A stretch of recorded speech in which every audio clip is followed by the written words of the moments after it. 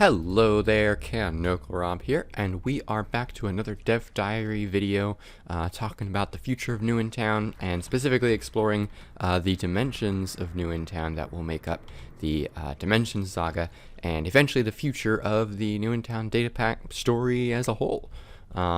Still working on deciding, based on your guys' feedback, whether the Dimensions data pack is going to be roped into the New in Town data pack proper and all be one giant data pack, or have Dimensions be an expansion separate from New in Town that can be added seamlessly and work well with the story that is with it as intended.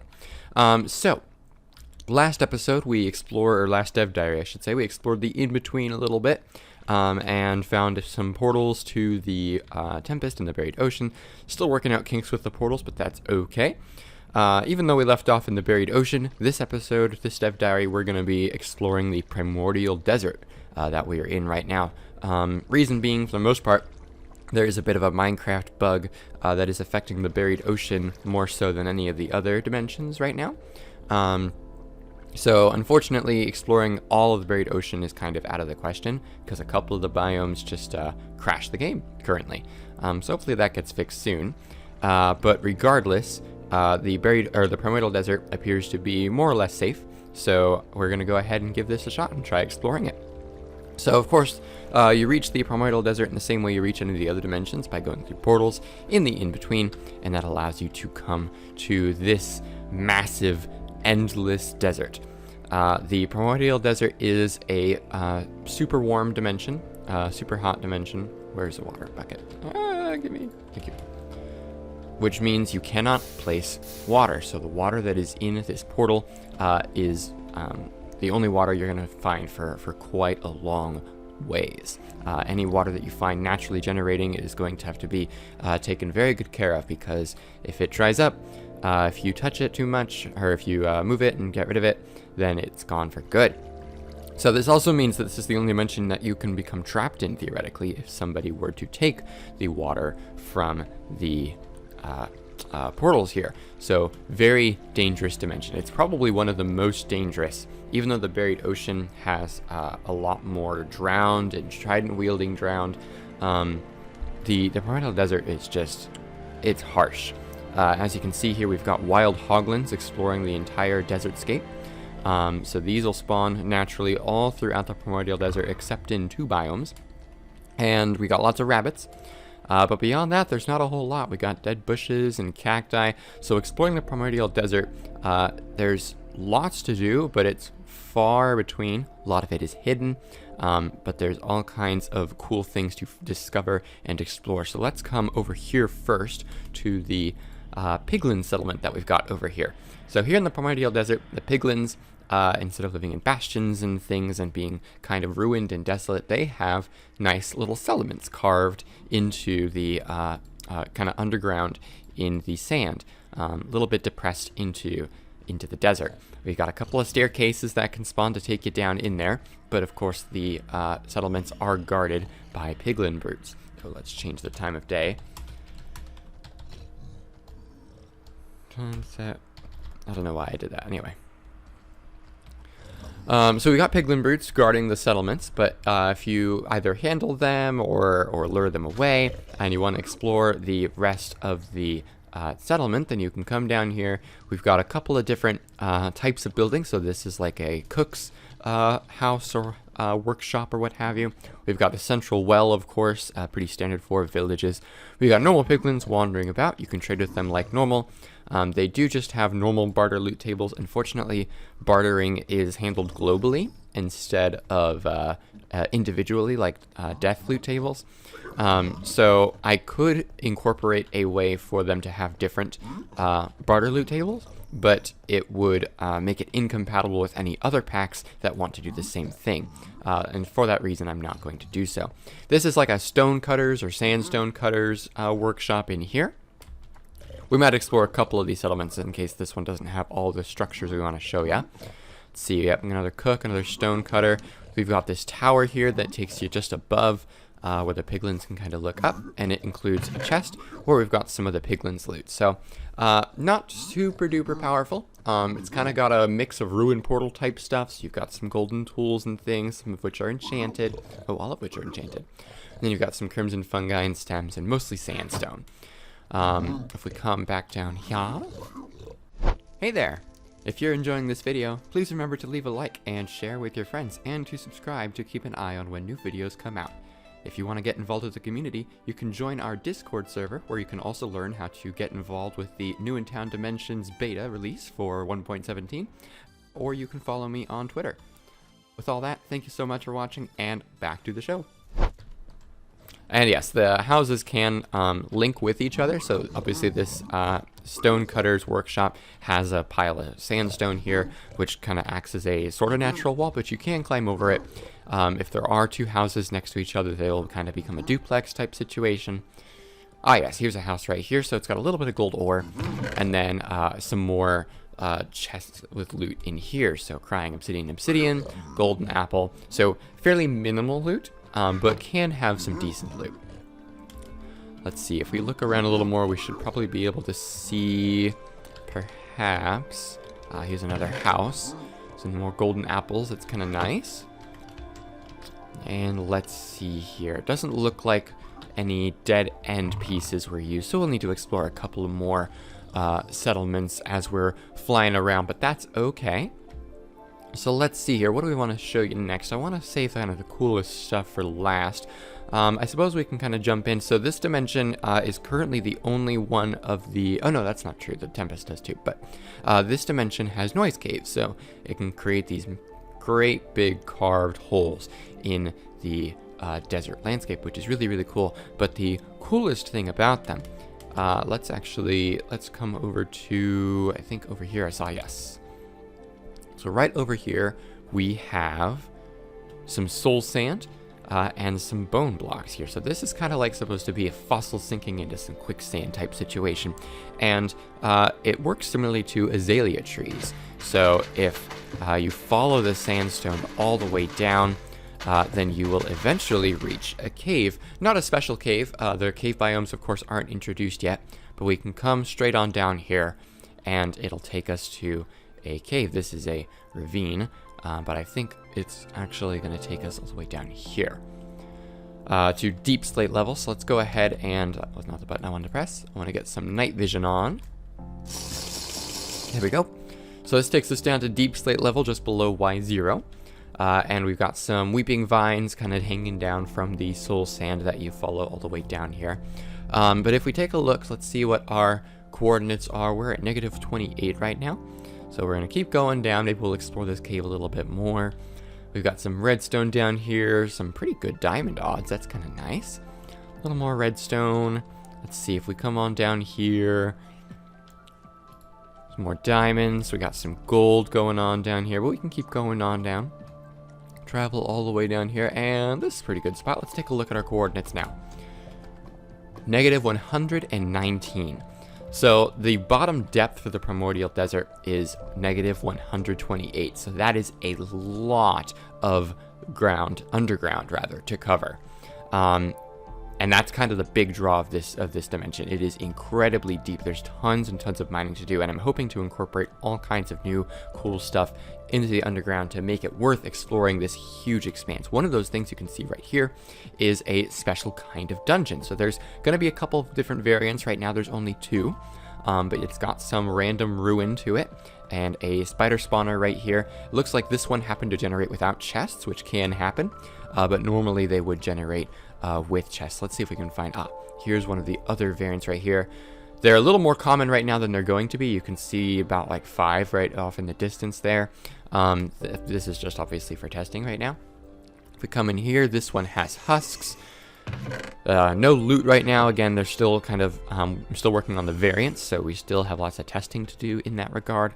But if we go take a look over this one here, let's see, this one did generate with a chest. I think this dungeon is a pretty big one. It can generate with up to 3, but it could get 0. This one I just put some stronghold loot in, so nothing too fancy. But we've got a few different variants here, and they're gonna be kind of spread all over the place. And like I said, with all the different kinds of them, there'll be lots of reason to explore far and wide underground. Ignore that giant space here. This is some kind of weird bug with Minecraft when you teleport to dimensions. Depending on how you do so, it just creates this weird chunk of air at about Y0 actually. Every single time, doesn't matter which dimension. It's very strange. Anyway, let's go ahead. I think it probably has to do with trying to generate the structure when you teleport here, but I don't know why it would be affecting anything down here, especially because this isn't the size of the portal, because this should be right underneath where our portal is. Anyway, let's keep exploring the underground. The ore distribution is of course very different in the Primordial Desert than in the overworld, to account for all the extra space. And it's still, of course, being finalized, so there's still going to be a lot more of exploring and mining to be able to do in this dimension. So let's see, we got some noodle caves here. We got normal normal dungeons here that can also generate. They're pretty common in this dimension. But what I'm looking for now, we saw a couple in the distance. Ah, there's one right there. So let's head towards this little red blob here. We've got all kinds of interweaving caves, which is really awesome. So this is a netherrack geode. So the outside is obsidian. We got some blackstone interior crust, and then netherrack to make up the actual inside. And once you get inside, there's all kinds of ore. So you got some nether quartz. This is a way that you can get extra nether quartz and netherrack if you need it. A little bit of iron in here. I'm probably going to replace this with raw iron. Unfortunately, there's no raw diamond, but you can find diamonds in these pretty common geodes right here. And then, of course, obsidian and crying obsidian on the inside. But that is not the only kind of geode there is. As we explore the other biomes, we'll see there's a much rarer kind. And we will get to that as soon as we locate one. If we come down here, you can see another one that has opened up into a cave, just like a normal geode. And we can kind of get a better glimpse of the... Oh, interesting. Was this a geode in a geode? There's an interesting blackstone crust right here. Huh, no, this is just a weirdly shaped geode. That's interesting. Anyway, let's go ahead back up to the surface and explore some other biomes here. Oh, come on. I think that is the settlement that we already looked at. So we'll need to find some more to find the other kinds of piglin structures we can get. And then, of course, there are lots more overworld structures that we'll go explore as well. Some of which have been in the data pack for a little while, and some of which are only available in the beta, or only complete in the beta. But for now, let's go over to this volcano biome. It might be a little bit of a small one, but that's okay. Oh, it's not too small. So this one is a little bit short, actually. Most of the time they're much more extreme in their height and such. But we can see up here we've got a little bit of exposed emerald up here on the surface, and even some exposed diamond. And that is one of the biggest draws of the volcano biomes, that you can find diamonds and emeralds here at the surface. You can also find silverfish spawning, and at night when it is dark, you can find blazes. So volcanoes are really, really rewarding, really, really cool looking. But they are very dangerous, especially as you travel underground if you're looking for more diamonds, because of course in the dark the blazes will spawn more frequently down in the crisscrossing ravines and noise caves that take you down into huge magma chambers down below. For some reason, this last Minecraft update, the ravines got a little bit changed, which is weird because I was using custom ravines. So they don't crisscross quite as much as they used to. Used to be you could literally follow crisscrossing ravines all the way down to lava level, and intersecting with noise caves and stuff. But you can see here we've got all kinds of blobs and blocks to make the volcano caves very, very spicy. So we've got smooth basalt, blackstone, deep slate, of course. We got tuff generating all over, some calcite, I believe, unless calcite is, yes, further down here. So we can get calcite deposits, lava falls that get more and more common as you travel downwards. We still got these lava pools, the lava deltas that generate up at the surface of the volcano. You can travel all the way down and find all kinds of diamonds as you get closer and closer to the lava lakes, magma chambers, whatever you like to call them, down here at the bottom of the world. So really rewarding biome to explore, but like I said, very, very dangerous to do so. And there's not a whole lot else here besides the diamond and emeralds. There are other ores, but they're much less common here. So volcanoes are really where you want to go if you're looking for blaze rods, if you're looking for diamonds, or any of these other volcanic blocks. So let's go ahead and fly back up here. We already saw one of the structures, which we'll return to later, I think, if we get lucky in finding the other important ones. This is the Pharaohs Tomb. So if you haven't been watching my Let's Play, the Pharaohs Tomb is a really great structure to find. It's actually really cool that we found this so early, because now we only have to worry about finding the associated structures, and then we can teleport all the way back here. So I'm going to actually set up a teleport for me to get back here later on.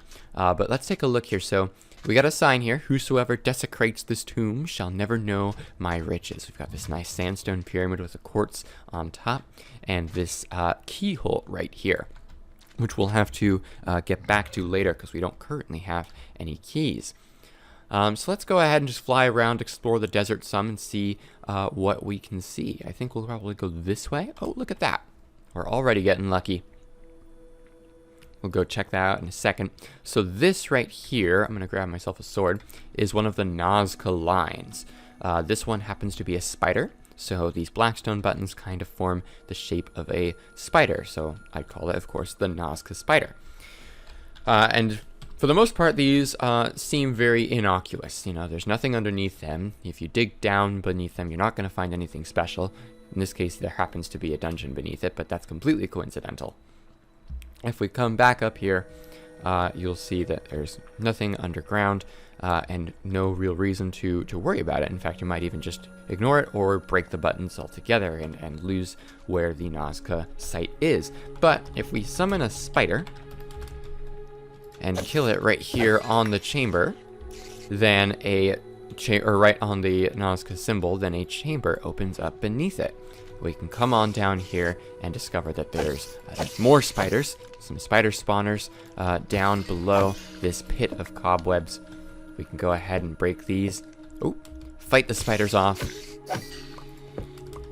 and claim our reward from this chest. So we got some enchanted books, some assorted desert temple loot, but then also a key of the spider, which we're going to go ahead and put right there.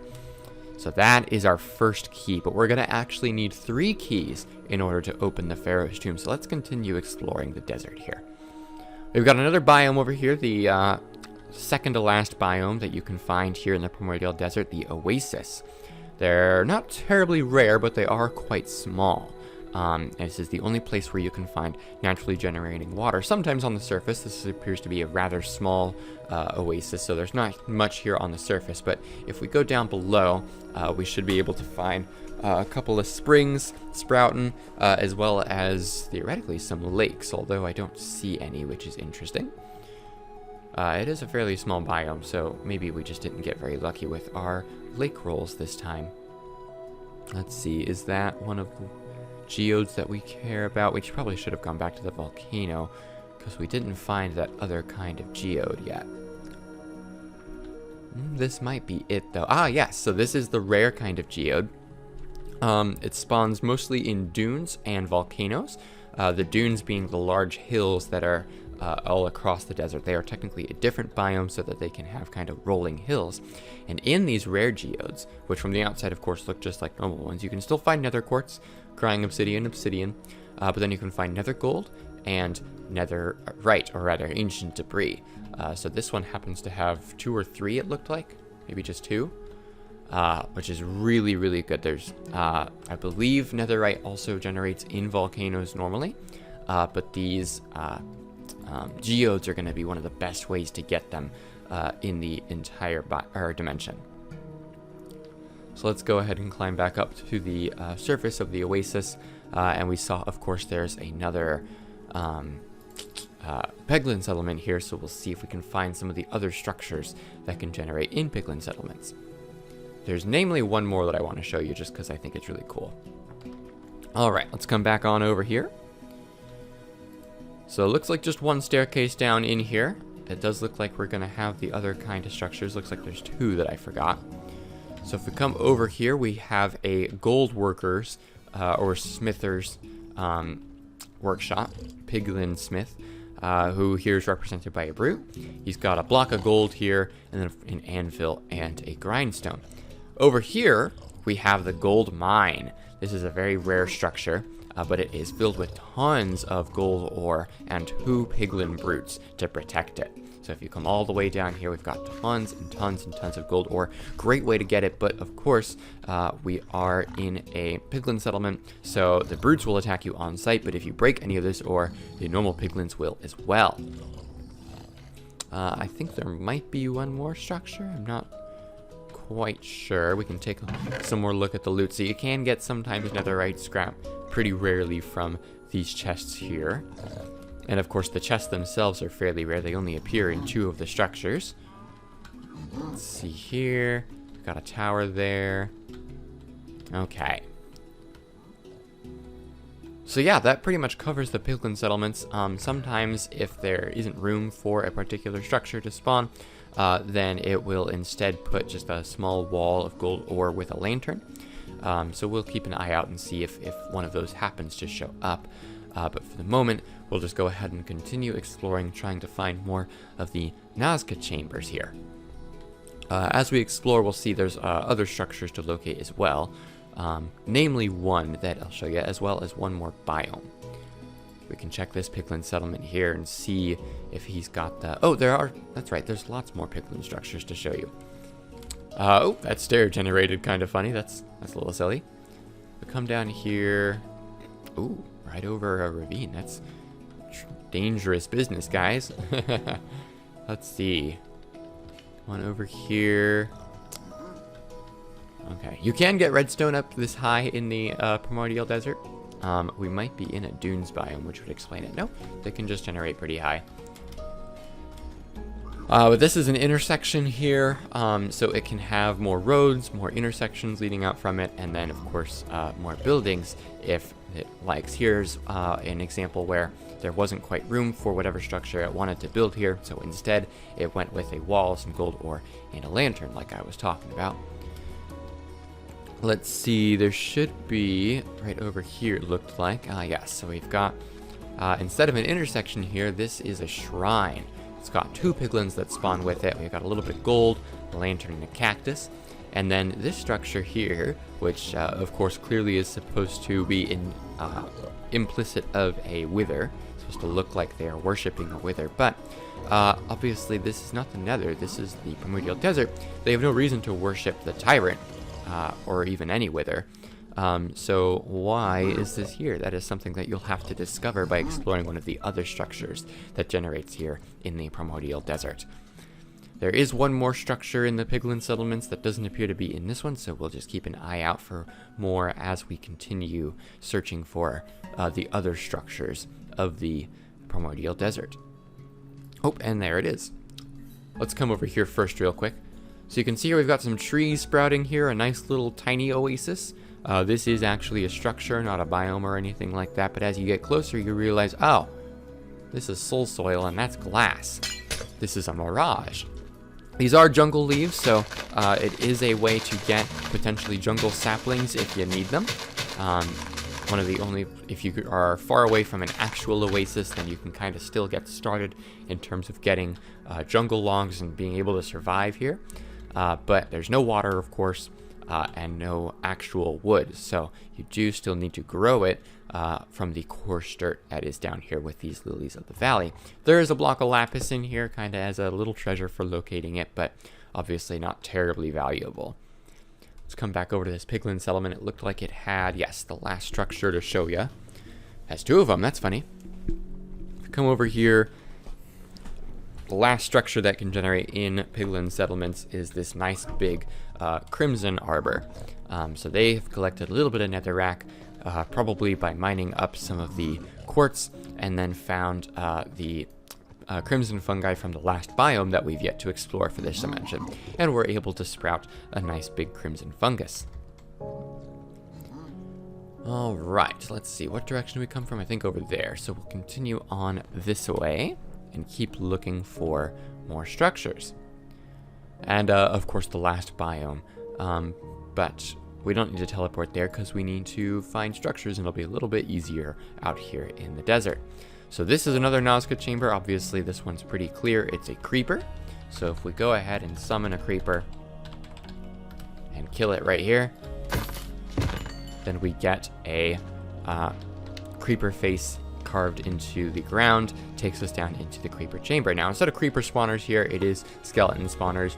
Creeper spawners would be just a little bit overpowered, but you got to be careful as you get in here because this is a booby-trapped room. So there's TNT with redstone connected to this trapped chest. If we open that up, that'll give us, again, some normal desert loot and the key of the creeper. All right.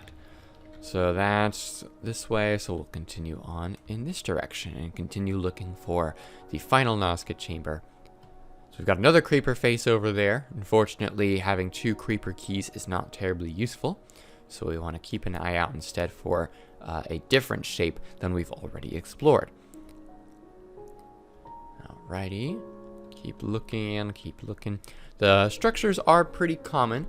Or any structure, I should say, is pretty common, but some are more common than others. Piglin settlements are, of course, the most common, followed, I believe, by mirages, or possibly by the Nazca chambers, then mirages. And then we've got the last structure that we've yet to locate yet, and then the Pharaohs Tomb. So the Pharaohs Tomb is actually one of the rarest structures here. There's only about a 5% chance of any given primordial desert structure to be a Pharaoh's Tomb, so it's really, like I said, lucky that we found one. Here's another volcano over here. Let's see if this one's a little bit more extreme and traditional. Actually, this one's really tiny. Oh my goodness. Little baby volcano. Another settlement over there, another mirage. Yeah, itty bitty, but you can see, of course, still more diamonds, so even small volcanoes are worth checking out. Ooh, here's a, looks like a nice big one. Certainly a little bit more of an extreme one, which is nice. You can find desert temples here. They are fairly rare. They are counted separately from normal primordial desert structures from my, ooh, it's a big guy, from my primordial desert structures. But you can find them. They will always be buried like this. So if they generate in a dunes biome, then they'll be completely buried. But for the most part, they'll be on the deserts, and you can kind of get in from right up here. It feels a little bit more like raiding a tomb than finding something that has been, standing nice and proud on the surface. You been buried by ages of being forgotten. They can't generate in volcanoes, of course. Volcanoes currently don't have any structures. Hoping to change that. But it's going to take a little bit of time. Unfortunately, that is a spider Nazca, so we do still need to keep looking to locate the last Nazca chamber that we need. Then we'll go back to the Pharaoh's Tomb, and then probably teleport to the last biome, which will help us be able to also locate the last structure if we don't find one before we get back to the tomb. I think we'll change direction and go this way now. We've got another settlement over there. Like I said, these dunes, these rolling hills, are technically a separate biome. They will have slightly different ore distribution, but of course they are fairly small. Oh, another Pharaoh's Tomb. Oh my goodness. We're getting quite lucky with Pharaoh's Tombs, but fairly unlucky with the last structure and the last Nazca chamber. Well, we'll keep going this way. Hopefully it'll turn up soon enough. Another Oasis biome, so you can see there's some lakes right up there on the surface. Ooh, that's a fun little volcano. Just a tiny little volcanic mound. Another creeper face. We don't need that. Another mirage. Another mirage. Mirages must be more common than Nazca chambers. That's okay. Shouldn't be too long before we find the last one. What is that? That's an Oasis. Another mirage. Oh my goodness. See, we'll kind of serpentine over here, I think. Another settlement. Let's see, what's that? No, I don't think so. Oh my gosh, another mirage.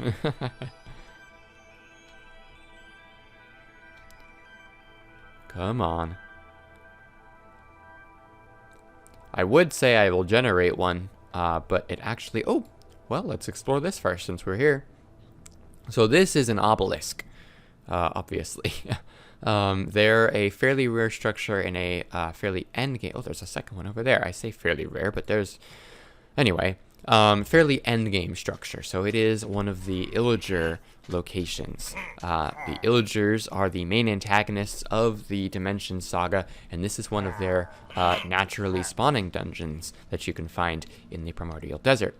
Well, the only one in the Primordial Desert. One of the naturally generating ones you can find in the dimensions, I should say. So it's guarded, of course, by obelisk guards. They do have unique loot, I believe. Yes, they do.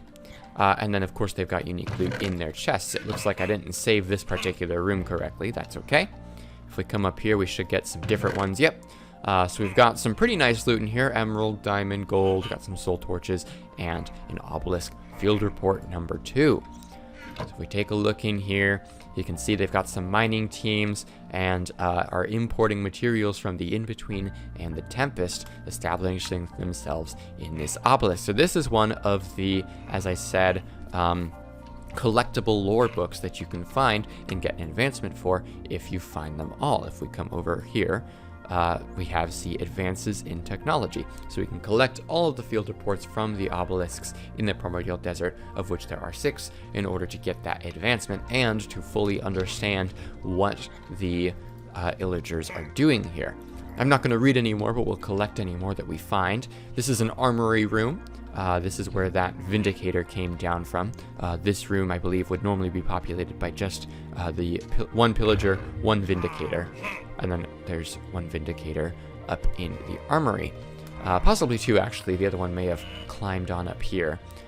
This is just a amethyst room, a gemologist room. You can see we've got a field report number 1 up here, and a little bit of kind of basic loot. Spyglass and item frame fell off the wall for some reason. Oh, come here. There we go. So this is the last of the big rooms, and then we've got some... Oh, no, this is the first of the small rooms. And then we got some more small rooms up here, a field report number 3, and a little bit slightly better loot for this room. If we come up here, we have an evoker in a very precarious location to fight him. Here in this seemingly shrine-like room where they've got parts of a wither that are not fully complete, not actually accurate, but you know, you might have to investigate and see why would they have this shrine to a wither. Why would the piglins have a shrine to a wither? That is what you will have to discover by reading the lore books and understanding the backstory of the Illagers that you're fighting against. Let's come around this way.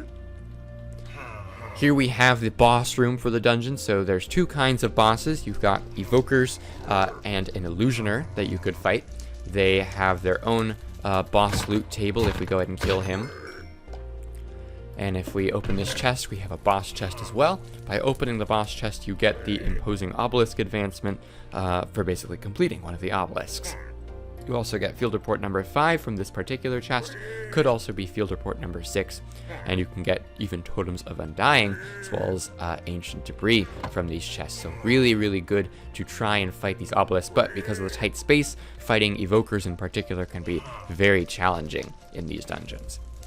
And then if we come up here, you can see we have a piglin who has been held captive up here. This is one of 3 different treasure rooms that you can find up here. So for this particular obelisk, instead of discovering any treasure that the Illagers have been hiding, you find this piglin that's being held captive. Now, you might think that doesn't really feel like treasure to me. If you feel like being a terrible person, you can actually kill this piglin. He has quite a bit of health, but if you do kill him, eventually... Oh, I must have mob loot off. Well, no, I can't. I'll have to investigate that. Normally, he would drop special loot, the same loot that you would find from a chest in a different kind of treasure room. I'll have to fix. I don't know why he didn't generate it this time, but regardless. It is nighttime now, so let's take a look and see here in the Primordial Desert. The nighttime, you're mostly going to get a lot of husks. You might get some zombies mixed in there because they can spawn underground, of course. A little bit of piglins or hoglins apparently. I would think they're probably just left over from the daytime. But you'll mostly get husks and skeletons. You will get some creepers, of course. You're going to need those to be able to open creeper Nazca chambers, and spiders, same deal. Let's see if we can find the last Nazca chamber. Maybe we'll go over, take a look at this obelisk too, and see the different room types that are possible in here. Oh, that's the back side. Nope, it was the side.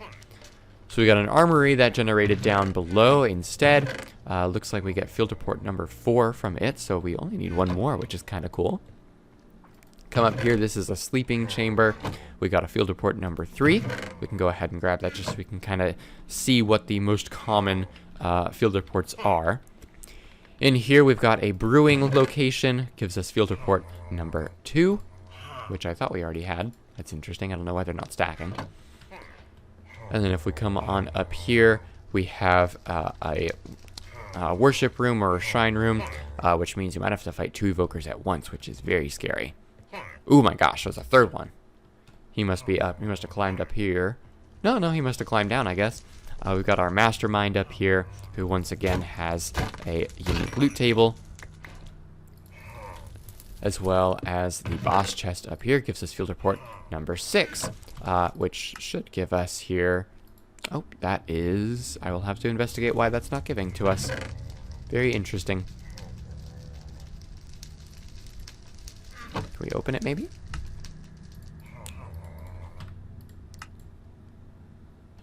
I guess it's only for if you hold them. That seems a little bit silly. Did I hold field report number 1? I don't think so.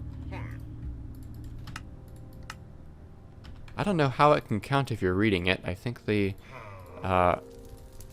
advancement is just for collecting them, but apparently it wants you to read them. That's okay. There we go. Advances in technology for collecting the complete history of complete lore of the villagers that live here in the Primordial Desert, in the Obelisk. So this is the other kind of treasure room. This one does not have a chest, but it does have all of these nice ore blocks. So similar to the, or not similar to the Piglin one. The Piglin one and the other treasure room, which is just a chest, are the only ones that you can get more field reports from. So that room is just pure loot, just pure treasure, and decent treasure, but not quite as good as the other ones. If you kill the piglin, you're supposed to get much, much better loot, and of course if you find the chest treasure room, then you get even better loot. Alright, we'll go ahead and keep exploring here and find that last structure, and then hopefully we'll be able to go take a look at the, here it is. We'll look at the last biome, and then go to the Pharaohs Tomb and wrap up. So this is, let's go ahead and change the time back to day. This is the Hogland. I'm going to clear my effects as well. This is the Hogland Nazca chamber, so the Nazca Hogland. If we summon a Hogland and kill it over the chamber, there we go. Then of course we get access to the chamber below that was not here before. The spawners spawn Zoglins instead of Hoglins, and then you just gotta break the obsidian to be able to access this chest and get the key of the Hogland, as well as, again, pretty standard desert temple loot. Let's go ahead and go to the last biome, and then we'll go to the Pharaohs Tomb. So if we do locate biome, Nitim, Primordial Desert, Canyon. Come on over here. Here we go. So if you're exploring the desert, you know, pretty nice and level, same coloration. But if you approach the canyon, we've got a much deeper level, or ground level, nice rolling hills, of course different sand. We've got some nether trees here, as well as netherrack and crimson nylium here. Because it does get so low, you can occasionally find some more geodes. So if we break on in here, I believe it is just the normal geode, not the rare geode, that can spawn here. And then of course you still get the soul sand that you can follow down to the caves below. The caves in the canyon biome are a little bit more extreme. I guess I shouldn't have gotten rid of the night vision potion, huh? Ooh, come on up here. The sky, of course, also changes color. Let's go ahead and drink this potion real quick. And then we'll come on down here. So yes, the caves in the Primordial Desert are just a little bit more extreme. They do have all this calcite as well as the netherrack and crimson nylium that can generate here. And with enough space, you can even get some of the crimson fungi, huge fungi down here as you get closer and closer to the lava lakes down below. Looks like there's another geode right here. And again, just a common geode, not the rare kind. But you get down to the deep slate level, and you got these nice lava oceans peppered and covered with the netherrack, crimson nylium, and calcite.